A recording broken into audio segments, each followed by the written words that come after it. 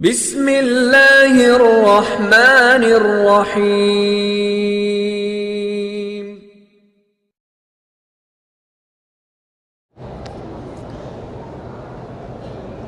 ایک شخص نے ہمارے علاقے میں بیوی کو 3 طلاقیں دے دی۔ انہوں نے اپنے سسرال سے سلو کر کے بیوی کو واپس لے آیا۔ مسلک حنفی میں 3 طلاقوں کے بعد اس پر بیوی ہمیشہ کے لیے حرام ہے، اور یہ صرف امام ابو حنیفہ کا مسلک نہیں بلکہ چاروں امام اس پہ متفق ہیں کہ اگر 3 طلاقیں ہوں تو 3 ہوتی ہیں، ایک ہوتی ہے، 2 ہوتی ہیں، اور 3 طلاقوں کے بعد وہ بیوی حلال نہیں ہو سکتی۔ فلا تحل له من بعد حتى تنكح زوجا غیرہ، جب تک کہ وہ کسی دوسرے آدمی سے شادی نہ کرے، اور دوسرا آدمی پھر اپنے منشے سے چھوڑے، کرائے والا نہ ہو کہ اس کو پیسے دے دے، ایک رات کے لیے شادی کر لو کل چھوڑ دینا۔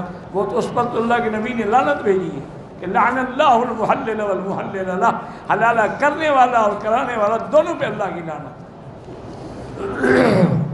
ایک دفعہ پرانی بات ہے، حج کے دنوں میں ہمارے آپ کے پاکستان کے ایک بہت بڑے سینئر جج تھے جو کبھی چیف جسٹس بھی رہے اور بڑا لائق قابل آدمی، اس میں کوئی شک نہیں،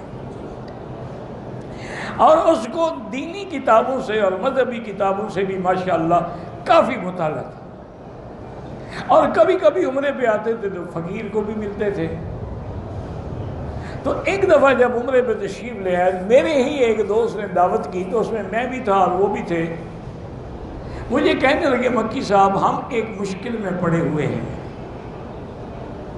ہم جب جاتے ہیں نا یورپ میں، امریکہ میں، غیر ملکوں میں، بڑی بڑی لا کانفرنسز ہوتی ہیں قانون دانوں کی، وہاں ہمارے لیے یہ بڑا مشکل سوال آ جاتا ہے جس کا ہم جواب دیتے ہوئے آنکھیں نیچی کر لیتے ہیں۔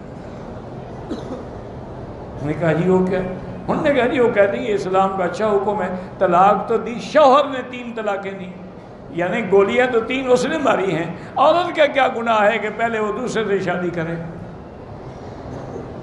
سزا تو شوہر کو ملنی چاہیے تھی اور اسلام سزا عورت کو دے رہا ہے، اس نے تو کوئی جرم نہیں کیا، وہ تو مظلوم ہے، وہ تو پہلے 3 طلاقیں بیچاری جھیل کے گھر میں بیٹھی ہوئی ہے۔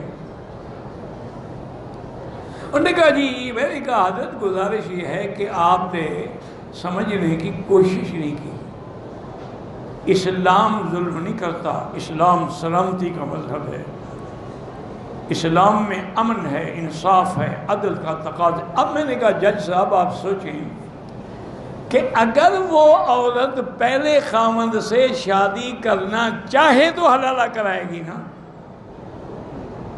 تو اگر وہ چاہ رہی ہے تو اپنے اوپر ظلم وہ کر رہی ہے کہ شوہر کر رہا ہے، نہ کرے۔ اسلام یہ چاہتا ہے کہ جس ظالم نے تمہیں 3 طلاقیں دی ہیں اس کے گھر میں کبھی نہ جاؤ، کسی دوسرے سے شادی کرو۔